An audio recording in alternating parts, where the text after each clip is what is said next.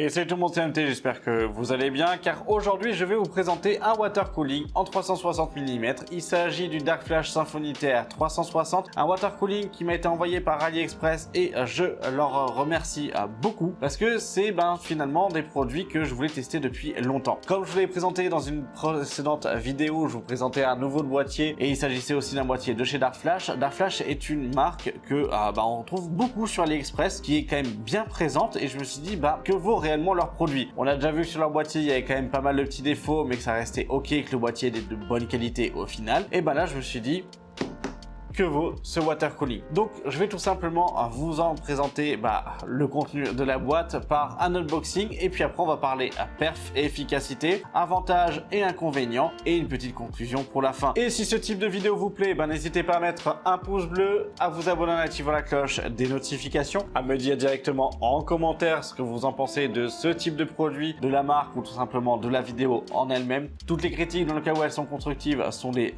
bienvenues. Et là on va passer dans le vif du sujet par l'unboxing. Et hop, là vous avez la boîte donc du Symphony TR 360, une boîte tout ce qu'il y a de plus classique. Quand on l'ouvre, on va se retrouver avec un packaging assez simple. Tout est emballé donc en sachet. Là on va avoir toute la partie kit de fixation et la notice. Après on va se retrouver avec donc les trois ventilateurs ARGB, donc Connecting ARGB plus Connecting PWM. Et là on va avoir la pompe.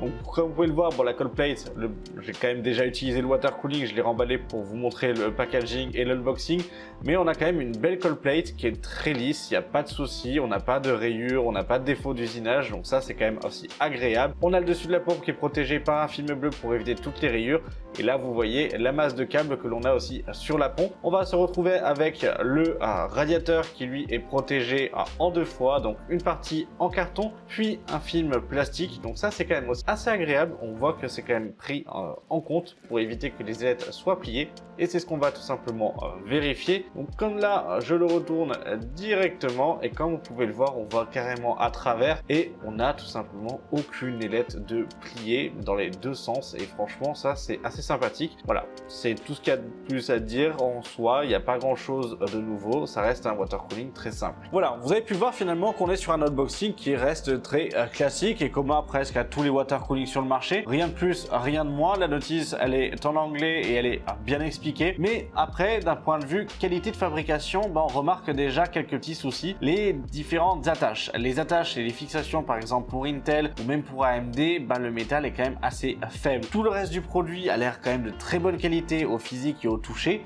Par contre, d'un point de vue fixation, ça fait penser aux vieilles fixations et c'est pas top. Là, comme vous pouvez le voir, il est à côté de moi, et d'un point de vue design, personnellement, je le trouve quand même assez beau. Le RGB au début, au niveau des ventilateurs, je me dis ouais, non, c'est pas top, mais finalement, on s'y fait et je le trouve quand même assez classe. Et au niveau de la pompe, on a une pompe typée miroir comme chez NZXT, donc ça fait quand même un petit rétroéclairage qui est assez sympathique et qui est assez joli. On va rentrer dans les tests. D'un point de vue test, comment j'ai testé ce water cooling là, j'ai testé sur 3 processeurs différents, dont une fois justement en live sur ma chaîne Twitch avec Guillaume. Et j'ai testé donc sur le 12900K, sur un 10700K et sur un 3900X. Vis-à-vis des performances, j'y attendais pas non plus énormément de choses, et finalement il a été quand même assez surprenant sur 2 processeurs, et sur le dernier pas trop, mais ça de toute façon vous allez le voir avec les résultats. Et donc là on arrive avec les différents résultats, en commençant par le i9 12900K.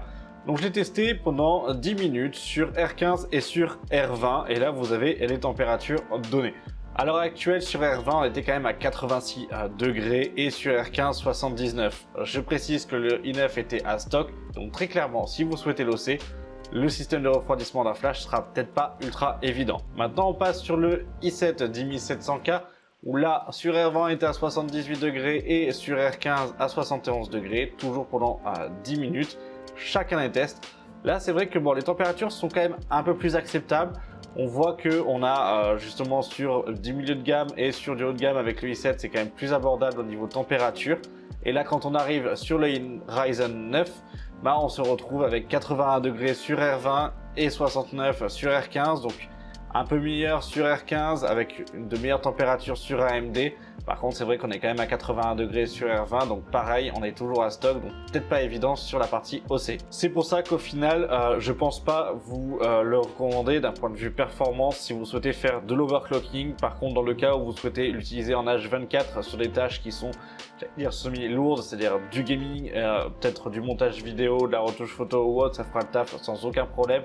Sur un i3, sur un i5, sur un i7, sur un Ryzen 9, sur un i9 pourquoi pas, mais pas un deuxième gène parce que justement il va monter trop en température et ne sera pas assez efficace d'un point de vue refroidissement général. Et voilà, comme vous avez pu le voir avec le i9, c'est quand même un petit peu tendu. Être à 85-86 degrés au bout de 10 minutes, c'est quand même pas évident, même si j'étais sur du R20. Mais en tout cas, ça reste quand même un water cooling qui pour moi fera le taf pour tous vos processeurs en entrée et milieu de gamme. Dans le cas où vous souhaitez avoir un 360 mm qui soit simple, qui soit efficace et qui soit beau. D'un point de vue tarification, c'est vrai que j'en ai pas parlé, ce water cooling est à un prix de 110 € au moment où je l'ai commandé. Alors à l'heure actuelle, je l'ai vu comme quoi il était à 148 €, je l'ai revu baisser entre temps, entre la vidéo etc et le montage, je l'ai revu baisser à 128. Donc voilà, on s'est quand même ultra variable d'un point de vue prix. Vous savez que vous pouvez l'avoir à 110, 115 € sans aucun souci. À ce prix là, je pense que c'est une bonne affaire parce que très clairement 360 mm avoir en France des water cooling à 110 €, il n'y en a pas des masses. Alors après vous allez pouvoir me dire oui, on peut passer au-dessus avec 20 ou 30 € et être sur une autre marque comme sur du Cooler Master ou autre. C'est vrai, après c'est un choix à faire. On va passer aux avantages et aux inconvénients de ce water cooling. Et je vais commencer par les inconvénients parce qu'ils sont plus nombreux, tout simplement. Premier inconvénient, la qualité de fabrication. Que ce soit au niveau des tubes, que ce soit au niveau des kits de fixation, on n'est pas sur quelque chose de haute qualité. Donc c'est vrai que j'ai un petit peu peur que les tubes avec la tension lâchent au fur et à mesure du temps. C'est aussi pour ça qu'on est sur une vieille configuration où j'y tiens pas réellement et que en fait j'ai tout simplement tendu et que j'ai utilisé ce boîtier là parce que le fait d'avoir les câbles qui sont tendus, ça me permettra de voir dans un an comment ça a pu évoluer, est-ce que ça s'est détérioré ou non, et ça ce sera un retour que je vous ferai dans un an après du coup l'utilisation de ce water cooling. J'ai parlé des kits de fixation. Pour moi les kits de fixation sont très légers, que ce soit la backplate à l'arrière, que ce soit du coup le système de visserie, que ce soit même en fait les petites ailettes que l'on va fixer sur la pompe pour adapter au modèle soit AMD soit en fait Intel. Franchement ça reste du métal qui est faible, on est sur des petites qualités et c'est pas ultra agréable de monter ce water cooling. Après, une fois qu'il est mis en place, ok, on n'y touche plus. Par contre, si vous faites comme moi, que vous voulez faire du test et que vous voulez l'utiliser pour justement aller d'une plateforme à l'autre, je vous le déconseille. Un autre point négatif que l'on va pouvoir avoir, les câbles sont nombreux sous la pompe. On en a quand même beaucoup sous la pompe, ce qui fait limite moche très clairement et qui rend le cable management d'un point de vue esthétisme quand même assez compliqué à réaliser parce qu'on a quand même 4 câbles qui partent, un câble pour la partie RGB, un câble pour la partie alimentation, le câble pour le CPU, un quatrième câble d'adaptateur pour justement brancher sur différents contrôleurs si besoin. Voilà, ça reste quand même un inconvénient pour moi d'un point de vue visuel et d'un point de vue technique parce que finalement on sera obligé de les faire passer par exemple à côté du socket sous le système de fixation pour que ce soit esthétiquement plus joli. En ce qui concerne les avantages, c'est un des avantages qui pour moi est quand même assez sympathique, c'est que d'un point de vue performance il est quand même mi-bon si je peux dire ça, et d'un point de vue silence il est quand même bon. C'est-à-dire qu'à l'heure actuelle on est à 39 décibels.